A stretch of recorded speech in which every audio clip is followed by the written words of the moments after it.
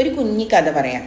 ഒരു പട്ടണത്തിൽ ഒരു സന്യാസി വന്നു, ഭയങ്കര കഴിവുള്ള ഒരു സന്യാസി. അപ്പോൾ ആ പട്ടണത്തിലെ ആളുകളൊക്കെ കൂടെ അങ്ങയുടെ അടുത്ത് പോകാൻ തുടങ്ങി, തങ്ങളുടെ പ്രോബ്ലത്തിൻ്റെ സൊല്യൂഷൻസ് കണ്ടുപിടിക്കാൻ വേണ്ടിയിട്ട്.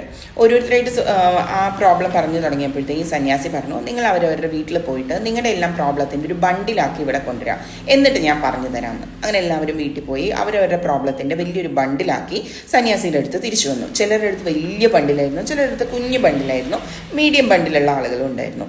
ഇവരെല്ലാവരും കൊണ്ടുവന്നപ്പോഴത്തേക്കും അവിടെ നിരത്തി വെക്കാൻ പറഞ്ഞു. എന്നിട്ട് അവരോട് പറഞ്ഞു, ഇതെല്ലാം നിങ്ങളുടെ ഓരോരുത്തരുടെ പ്രോബ്ലമാണ്, അവരവരുടെ പ്രോബ്ലം ആണല്ലോ വലുത്. അപ്പം നിങ്ങളൊരു കാര്യം ചെയ്യൂ, നിങ്ങളുടെ ബണ്ടിൽ അവിടെ വെച്ചിട്ട് നിങ്ങൾക്ക് ഏതാണോ ബണ്ടിൽ ഇഷ്ടം അത് അങ്ങ് എടുത്ത് കൊണ്ടുപോയിക്കോളാൻ പറഞ്ഞു. പക്ഷെ എല്ലാവർക്കും ടെൻഷനായി, കാരണം മറ്റുള്ളവരുടെ ബണ്ടിൽ എന്താ പ്രോബ്ലം എന്ന് നമുക്കറിയില്ലല്ലോ.